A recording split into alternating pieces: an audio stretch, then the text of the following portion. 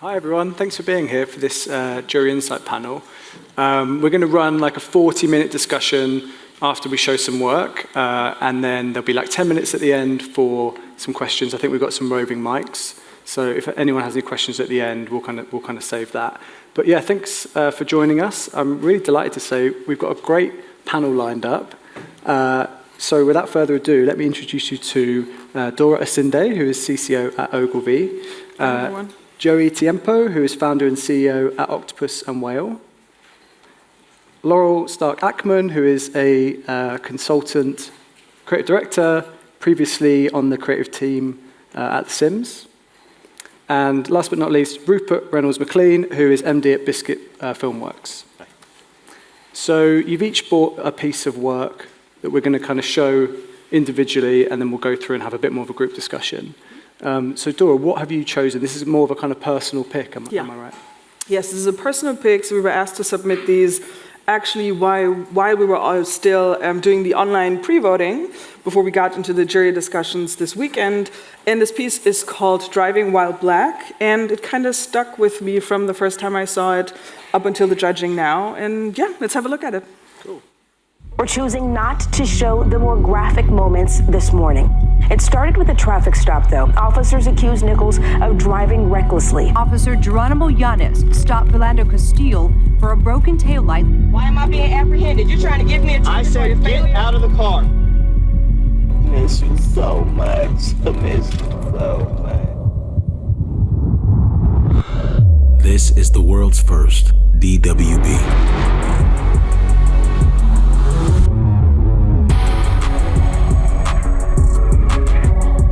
Equipped with transparent doors to eliminate reasonable suspicion, whatever that means. A 10-2 steering wheel that keeps hands visible at all times. We remove the glove box so there's no confusion about what the driver is reaching for. With a touch of a button, the ultrasonic biometric scanner displays the license and registration of the driver to ensure contactless exchange of information. With no trunk, nothing can be concealed, so therefore, there is nothing to search and seize.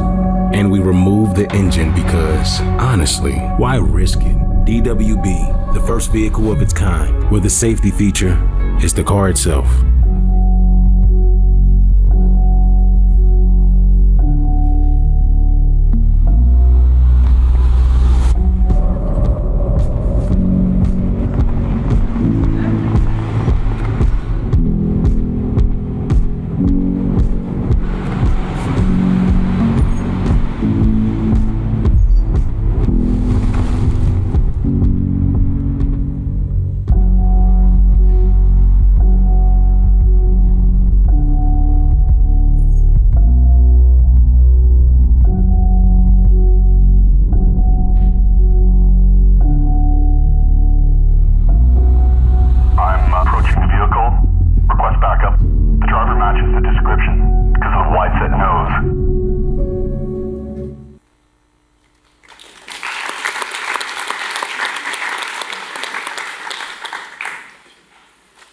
Great. Okay, Joey, what have you brought us in? And while you were on the in the gaming category, right? Mm-hmm.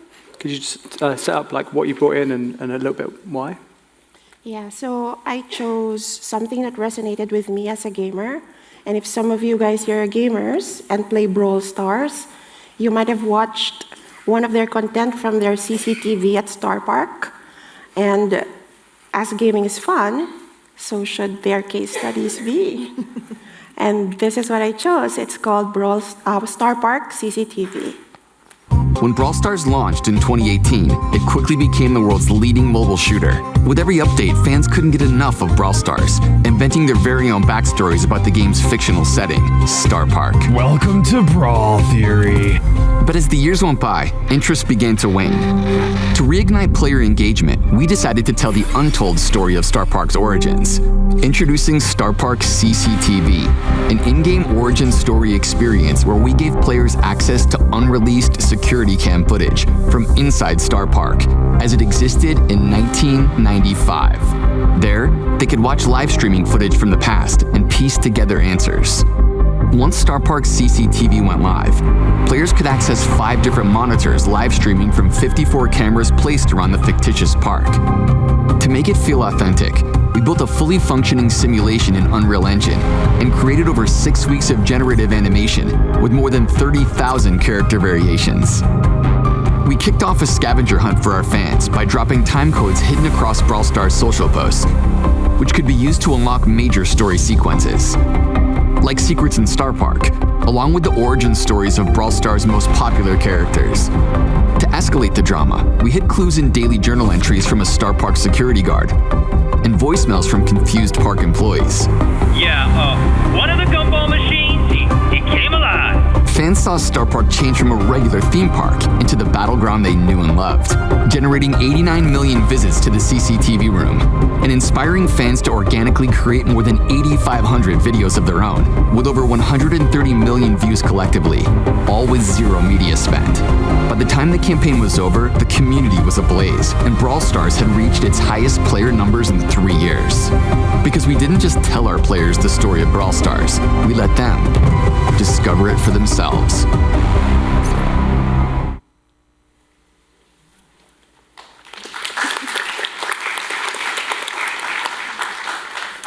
And Laurel, you were also judging on the gaming category, right? So what have you brought in for us?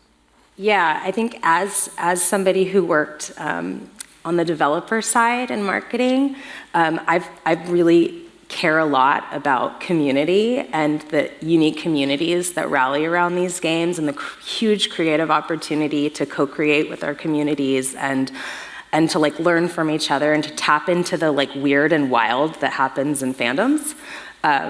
So I picked Outcats, which was admittedly made for one of the very weirdest games there is out there, Battle Cats, for any of the fans out here. Very niche, very weird, very fun. This game is weird, and I know they got weirder cats out there. What the heck is this? Is that a cat? Yo, sexy legs cat. The Battle Cats is a very weird game. Oh my. With very engaged players. 70 million to be exact. So for Black Friday, we decided to zag from the usual video game playbook, and instead of giving fans a bunch of deals on the game's currency, which is cat food, of course, we chose to give them a scandal. Outcasts from the Battle Cats game are out on the loose. Meet the Outcasts. Sorry, Outcats. They got the sick cat, trash cat, and the stealth cat. 3 rejected cats that never made it into the game. Outcats have stolen 100 million cat food cans for revenge. And they're giving them away for free. No. There's no way. God. There's a ransom video too. Hello, human. My friends were ruthlessly rejected by the Battle Cats. These rejected cats demanded a place in the game. They took our dignity, so we're taking their cans. And players ate it up. Cats. I'm taking all of the cats. Almost 4 million views in 4 days, which is insane. Hacking the game's metadata to discover Only one of the Outcats is actually going to make it into the game, guys, and Ponos is letting us vote for which one we want. We released the lost auditions of the 3 cats.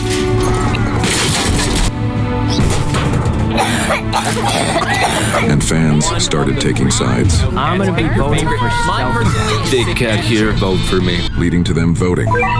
A lot of voting. And buying. And the results were the cats meow. But sadly, only one Outcat would win a place in the game, which we announced in epic fashion.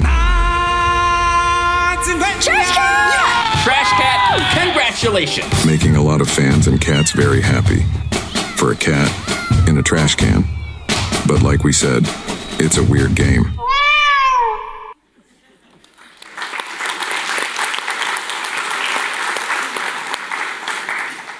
Okay, Ruby, you've got to follow that. But you brought in a music video. Yeah, so I was on the music video jury, and it's an interesting one because it was probably the only one that wasn't really heavily brand entered. So it also meant that most of our category had considerably lower budgets than everything everybody else was probably watching. And I think one of the things, and one of the reasons I've chosen this is it's an example of where people, the filmmakers and the label have really pushed themselves to push the narrative and lean into narrative storytelling. And a lot of the strongest work in the category just made, it wasn't necessarily all narrative, but it all made you feel something. So this is a film by The Blaze.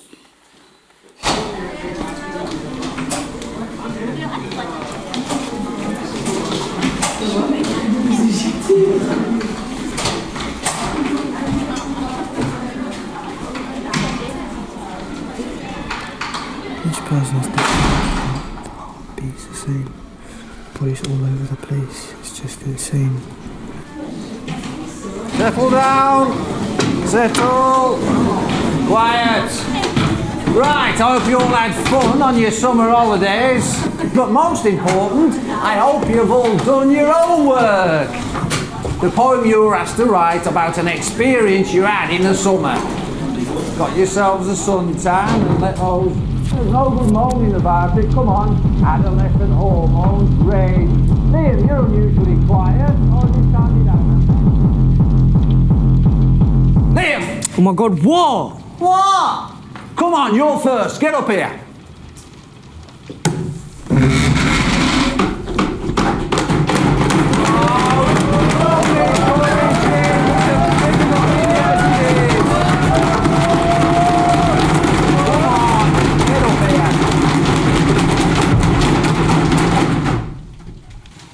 What's your poem about, Liam? It's about your mother. What's it really about? Nah, it's about my first time. All right, calm down. Nah, it's about my brother taking me to my first festival, my first ever rave, you know, like, all that, you know. Oh, don't tell us the whole plot, Liam. Just read the poem.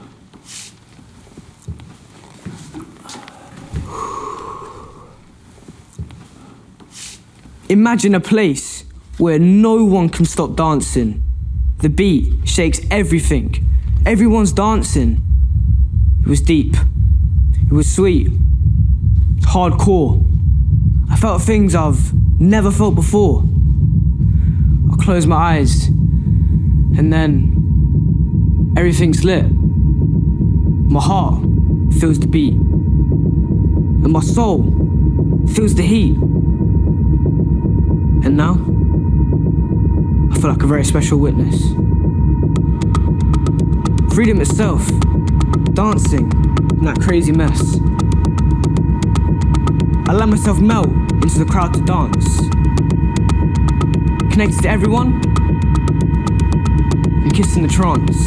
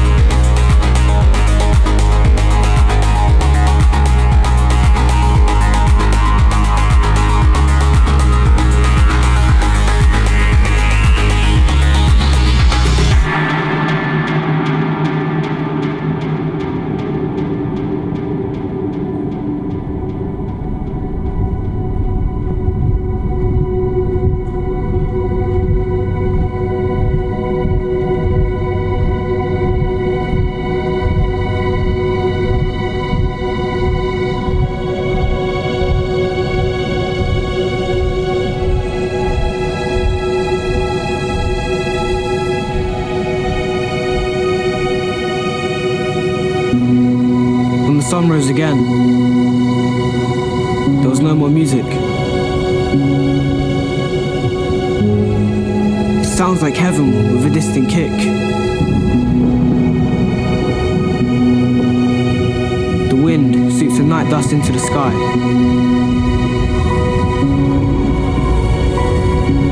I can't feel my feet because I'm flying high.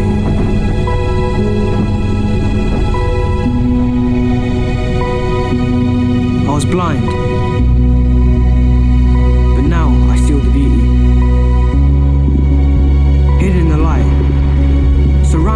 victory. I know something has changed deep inside me. It's like a dream that I have to be with somebody.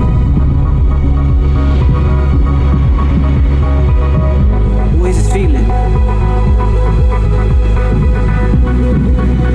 Everything's so neat. My heart skipped a beat. My heart skipped a beat. I see myself dancing in the skies above. Am I dead? Worse. Damn. I think I'm in love.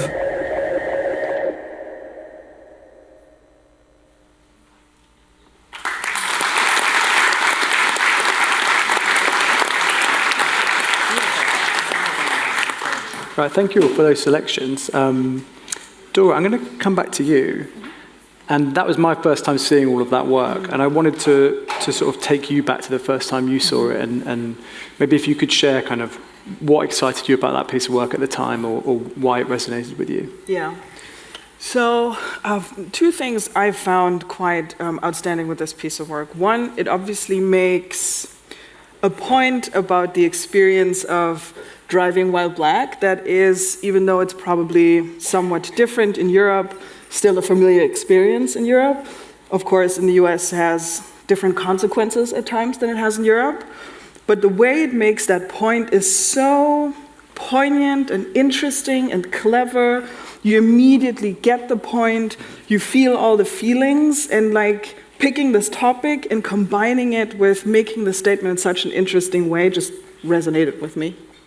As you say, it's quite specific in some ways to an American audience, Yeah. but also feels quite universal, Yeah. certainly in its message and kind of how it's handling that with the humour, quite kind of subversive humour that it uses as well. I thought it was an interesting point, Rupert, you talked about that piece appealing to you because of the narrative storytelling, and I wanted to focus on that a little bit because I think this is something this piece does quite well as well. Yeah, for sure, it does. Because it also ends, before they, in the case film, show the way they executed it and taking it to Motor City, it ends on the, well, there's also no engine because why bother? And I think that why bother emotion is something probably a lot of people in this audience also feel from time to time.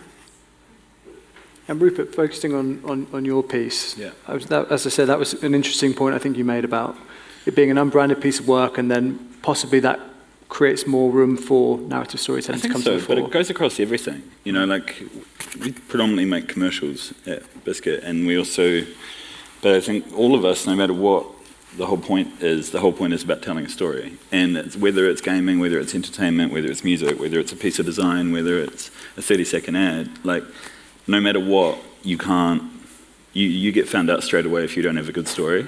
And I think what music videos have been forced into doing now is, if it's going to cut through and you're going to make, and anybody's going to watch it all the way through, it has to have a strong narrative. And, you know, the kind of, the knock-on effects in music videos is that a lot of the camera trickery is gone, a lot of the VFX is gone, and there's less places to hide. So if you don't have a strong narrative, even if it's a straight-up performance piece, no matter what, even if it's a really high-concept video, if the narrative isn't there, you won't keep the audience.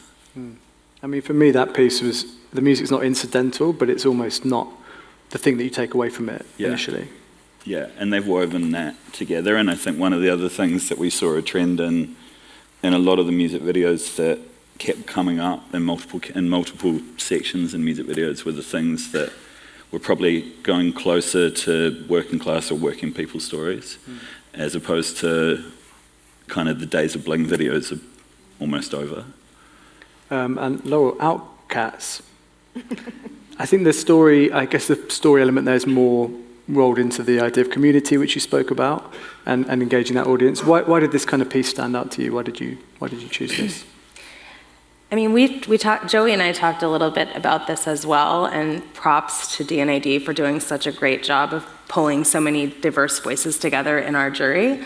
But I think one of the things, as someone who's worked both on the advertising side and as an advertiser and as advertising while working for a developer, one of the things is like you definitely notice the tension between where the perspective is coming from and how you approach the creativity around that project. And that showed up in a lot of the work that we were looking at as well.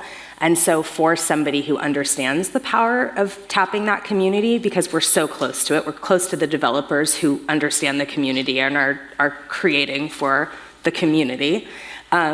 This to me felt like a very natural way to engage the audience in a language that the audience spoke. So for me, like the fact that they dug into lore, that they created this whole cool backstory, that they gave the community the ability to vote for and engage with content around what new character that they want to pull into the game, and the way that they created, like leaned into the weirdness of the game and all of the aspects of the content that they created really felt so clearly like they knew who they were speaking to, and they did it so well. And I think that that's something that sometimes, in the broader sense of advertisers who get excited about the opportunity in the game space, rightly so. Gen Z is the first audience who over-indexes on gaming versus sport, the first ever demographic in history of history.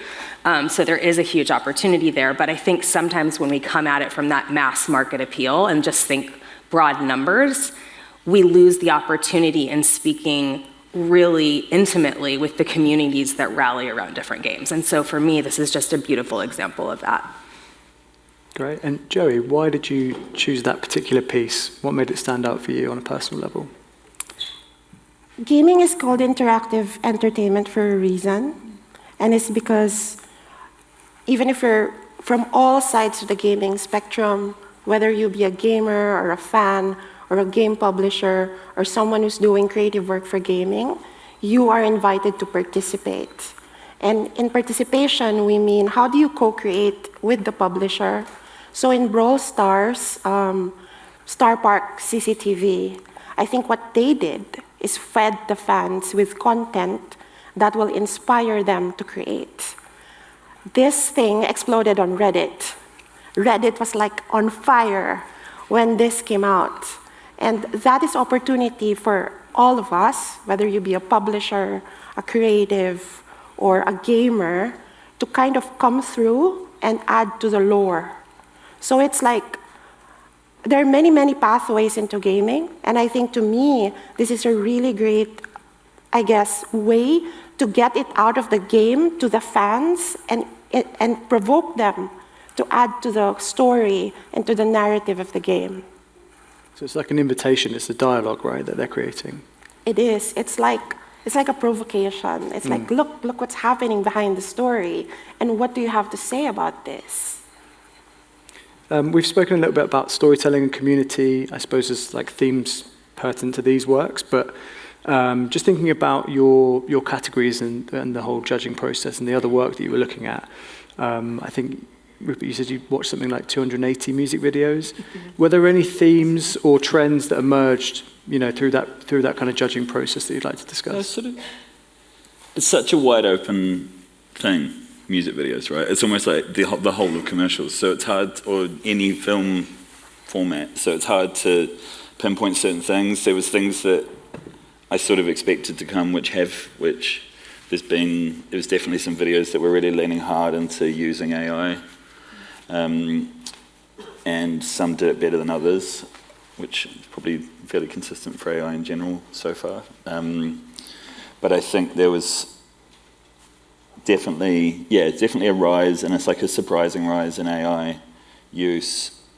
A lot of it really came back to that kind of narrative arc in the strongest ones having it. And I think one of the things that can happen, I'm probably going to mention budgets a few more times in this talk, but I think one of the things that budgets is starting to really affect is whether there's enough content that you can shoot to last the entire song as well.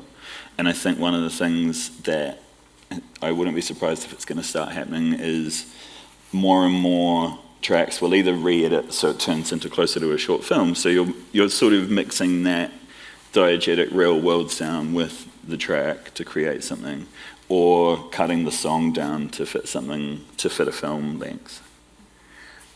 I can see that sort of happening next, and I feel like that was starting to happen a little bit too. Yeah. And talk about, how about you, in terms of like themes or anything that emerged in the entertainment category? Yeah. So actually, at the point of deciding on the shortlist, we realized we had quite a big shortlist, and we started talking about, okay, were there like more entries this year in the entertainment category, and there weren't. And so I think one of the big trends was there was a lot of good branded entertainment work, which I'm super happy to see. It seems that clients are beginning to want more of this work, and clients and agencies together are beginning to figure out how to actually do it well. And that then quite quickly takes us into the conversation about, okay, what's just a good ad, which obviously should be entertaining in one way or another, and what is a nice and maybe even great branded entertainment piece, because obviously these pieces compete with everything else that's in our feeds and the shows we watch or the films we watch. And yeah, I'd say the big trend of this year was there was actually a lot of good work that did exactly that, that was good enough to compete with my favorite show or my friend's vacation or whatever. Yeah. Can I add something to that? Because we had the opposite in music videos. Mm-hmm. We actually had it felt like the heavily branded music videos felt much closer to ads, and they didn't feel specific to the format. And it felt like they were making things that were sort of overly joyous and overly something that didn't feel like it belonged in a music video category. And it's one of those things that I think brands should really think about when they're trying to step out of the traditional space that they're in. And I think there's been more experience in making really good branded entertainment work, and I think that there's a lot of trying to get into music, but I think in order to have the credibility of it feeling like a legitimate music video, the brand needs to embrace that as opposed to try and turn it into a format ad. Yeah. Do you think that, I mean, this piece was unbranded, obviously. Yeah. Do you think it's a case of brands trying to make something that fits a brief too much, and then, you know, that prevents a certain level of creativity or puts up a roadblock to that? Or what's the kind of, you know, difference fundamentally? I think, well, maybe a bit. You know, I think clients are probably deep down a little bit scared of music videos, but would like to do it. And that's a pretty rough place to start a project. And again, like, you can't, if the writing isn't great, there's nowhere to go after that. And I think that needs to be sorted out at the very beginning.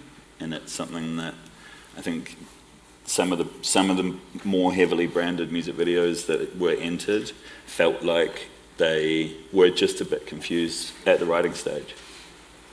And I think maybe to add to that, brands that are maybe nervous about how much branding versus how much to maybe not do or not say, or where do I put my logo, I think it's also about respecting the audience. They're smart, they get who supported this, who paid for this. The logo's all around the screen, right? Like, if you're watching it on YouTube or on your phone, you know who it's being presented by.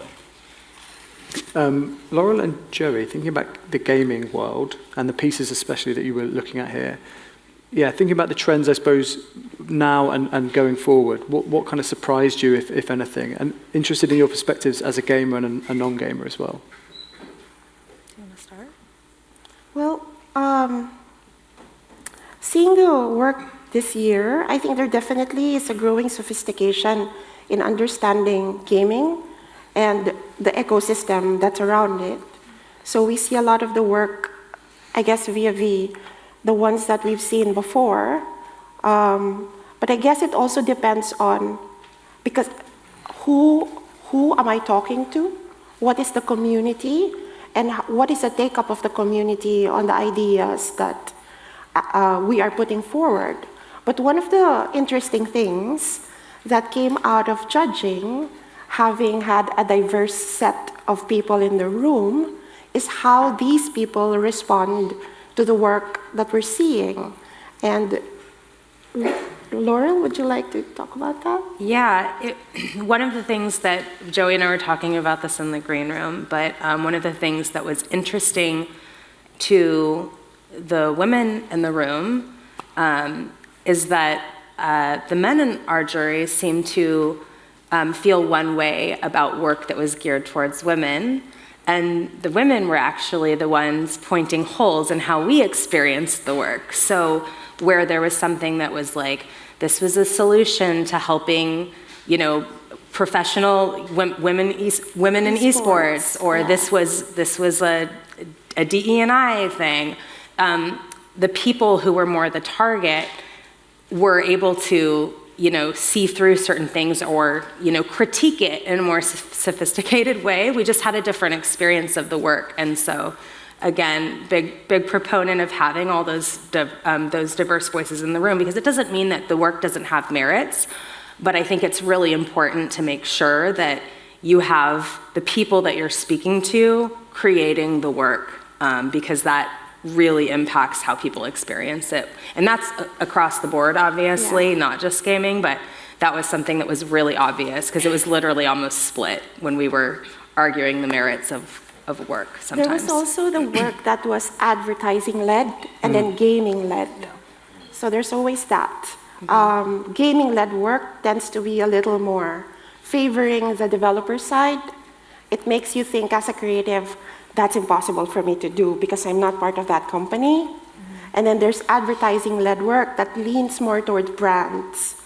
And when you lean more towards brands, you begin to think, how does this work serve the player? How is this, or is it getting in the way of gameplay?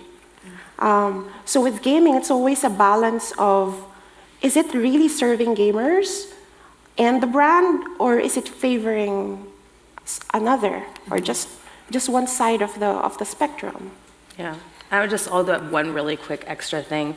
One of the things was, I think, when it came to the brand-led creative work, and there was a split, you know, there was the developer, you know, the in-house, or specifically speaking to the community-led work, and then more of the, you know, advertising-led work for brands.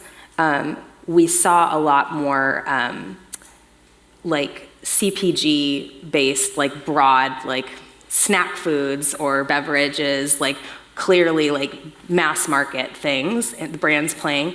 And we started to see really smart uses of brands that were really unexpected in the game space, and those ones were like, I'd love to see more. I think there's a huge opportunity to have the right brands really break through by choosing the right game or the right gaming experience. So just had a sprinkling of those, and they did really well. Like, it was really well received, and I'm excited for more of that in the future. I think there's a big opportunity if unexpected brands lean in there. Thinking about, I guess, more like tech trends. I know, Rupert, you mentioned AI was a quite interesting factor this year. During entertainment, did you notice, I mean, we can talk about AI as well, but specifically was there more work that was maybe influenced by things like algorithms and designed for a certain platform over another, perhaps, or? Not necessarily, to be honest. So obviously you have to mark in your submission whether AI was used or not. And certainly there were many cases that had used it in one way or another, like AI was obviously there. But also when we look at the artificial reality category or the mixed reality category, there weren't that many cases, actually, that were submitted. So tech-wise, I wouldn't see for the entertainment or branded entertainment category, I wouldn't see a specific trend. There was one case in there that was a little bit of a tech innovation case. It's called Dreamcaster.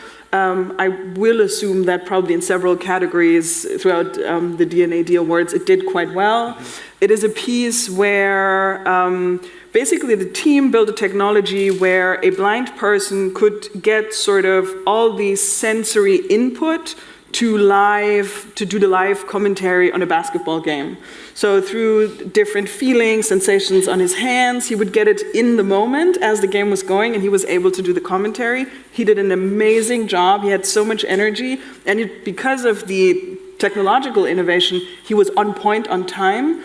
So I think something like this is an interesting category or interesting example for tech innovation, but that doesn't necessarily connect to entertainment. I think it's overall great tech innovation. Sure. Yeah. And Rupert, were there any other innovations that you saw emerging?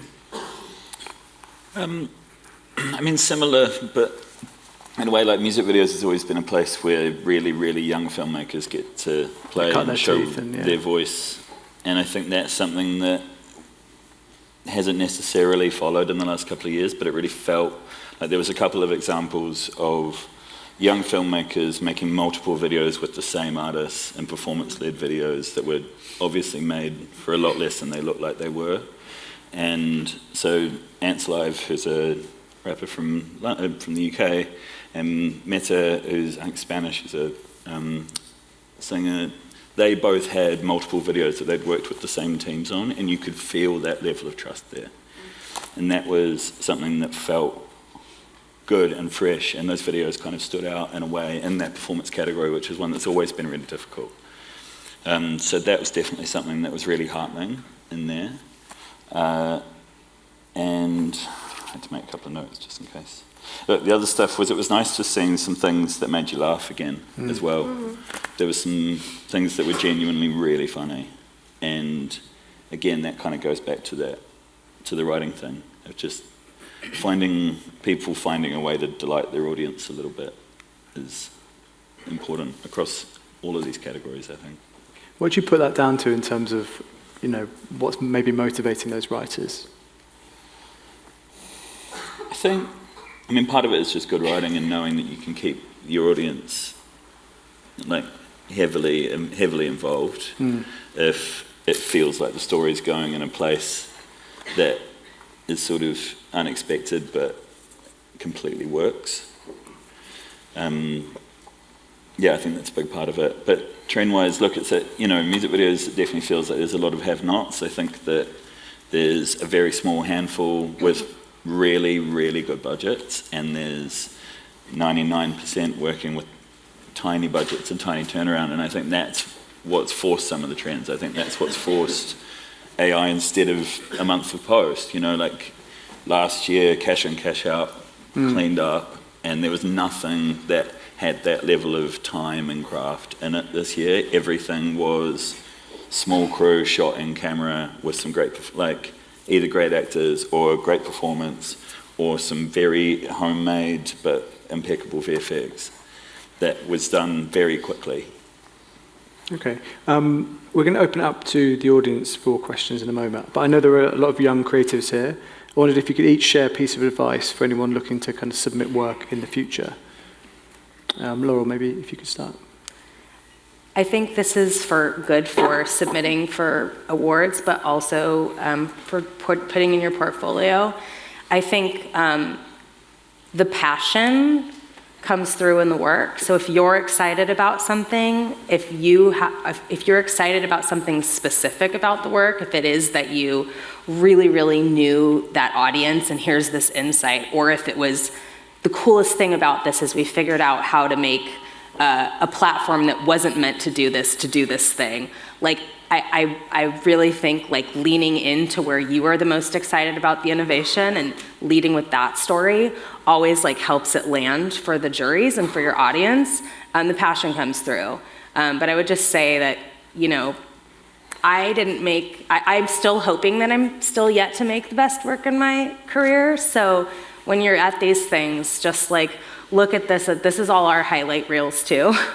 And so I think just keep pushing yourself, because I think to Rupert's point, creativity it's all in the how much passion you put in. It's all in the craft, and it doesn't take a lot of money to do the craft well. Great. And Joey, how about you? Any advice? I think you really, really understand the audience and the consumer or the gamer or the women who are playing in gaming or the men who are playing in gaming.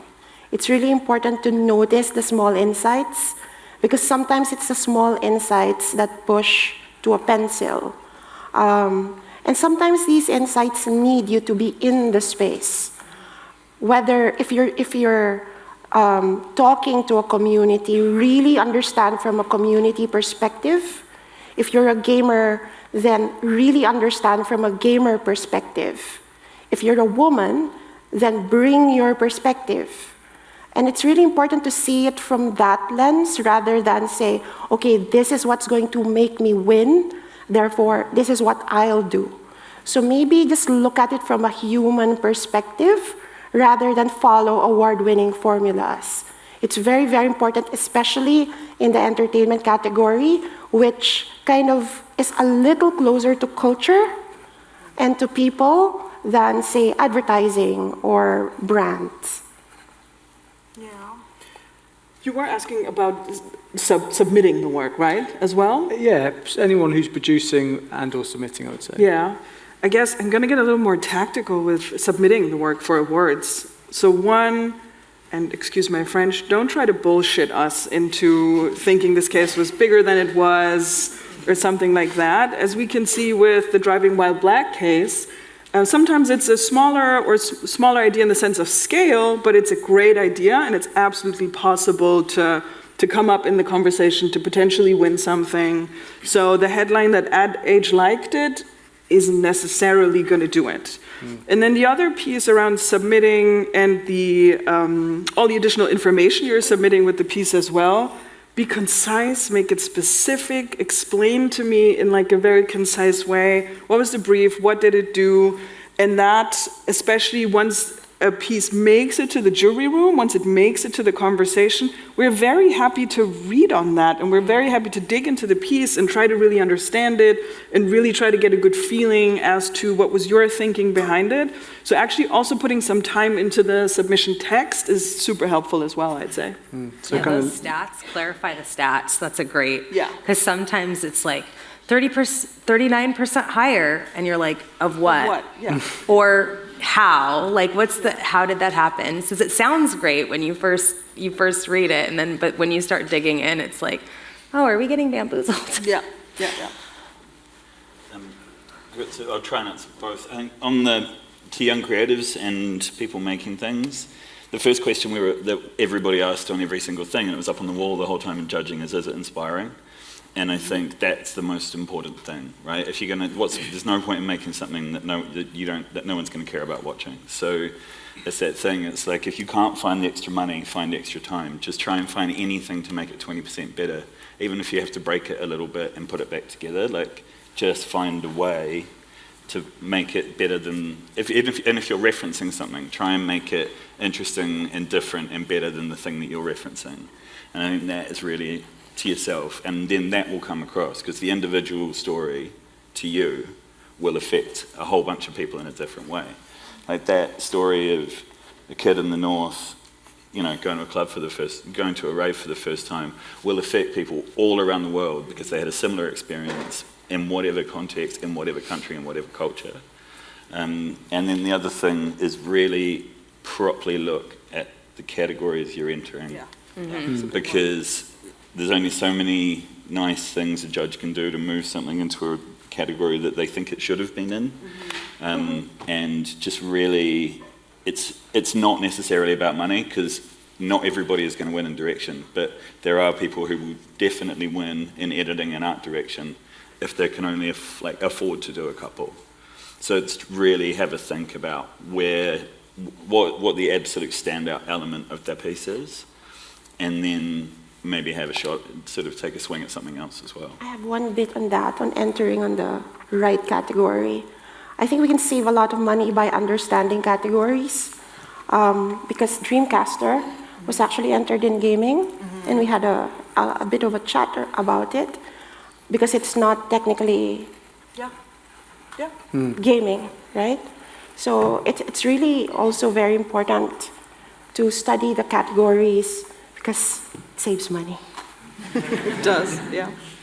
And the broader the category, the more entrants there's going to be in it. So I always say that too. If you do fit into something that feels more niche, this is my little tip too. Anything that's like more of a breakout new category, they always receive less entrants. Good to know. So always look at what the new categories are for a show. And everybody reads the notes that go with it, so make sure you write them properly and don't just copy and paste it across every category. Yeah. Great. Yeah, I think owning your niche is such a good bit of advice anyway. I think we've got a few minutes left if anyone has any questions about any of the work we've seen or the judging process or anything else. We've got some mics roving about hopefully as well. I think there's a question in the middle. This is not about judging process. I have a question from Dora. She mentioned something about trusted audience, it's smart enough to perceive things.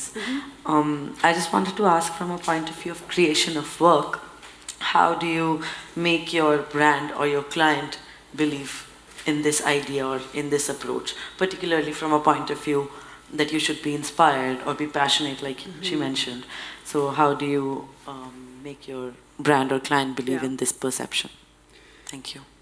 Thank you for the question. It's obviously a big one because I think it keeps us all busy. The question of how to manage our clients, how to have good relationship with our clients, how to convince them of work we believe in. One, and that's something I always say to my teams, bring the work you're actually excited about and like show it, present the thing that really does something for you. It helps to also convince a client. Two, we are in a service job. We need to build a good relationship with our client. That's part of the job as well. You can be the best creative in terms of ideas in the world. If you don't know how to sell it, this is probably not your industry. So learning how to understand people, talk to people, reading the room, that's also a big piece of that.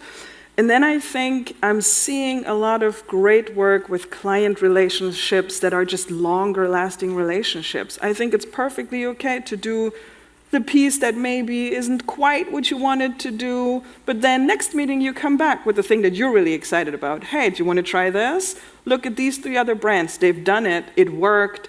Let's see if we can do something similar. So just keep at it while remembering they're humans. They don't want to be told that they're wrong the whole time or that they don't get it. They want to be taken along on this journey, like build that relationship.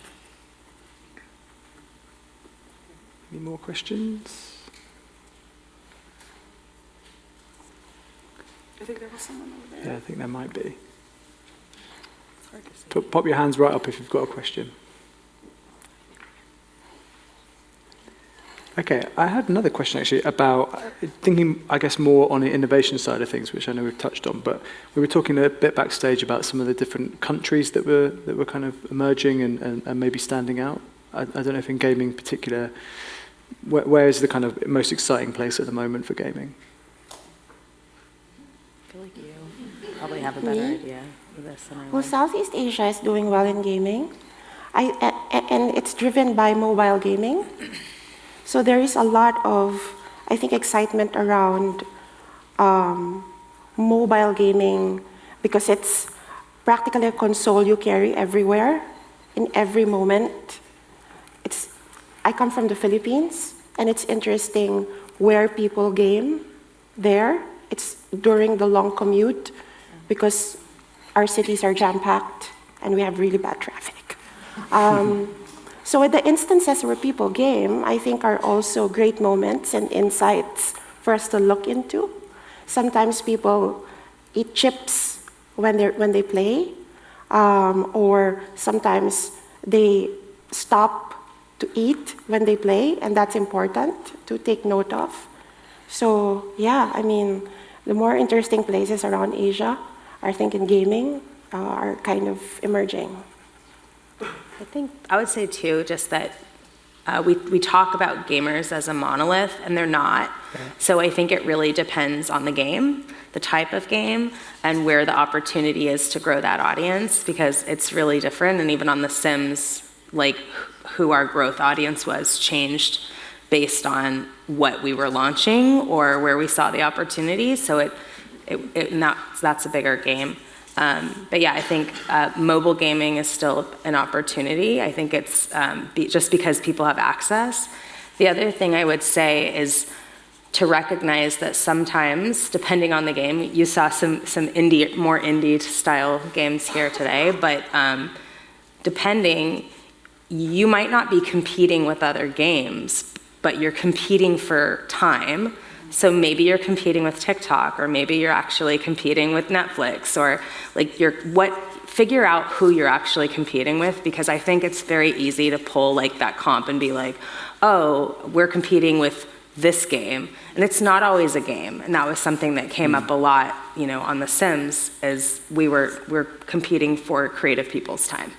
So I think thinking about it a little bit more broadly in this like economy where time is the thing and people's attention is the thing, it's not always other games. Great. I think that's a nice note to end on. And we've run out of time, sadly. So thank you all so much for sharing the work and for your insights. And thank you for joining me.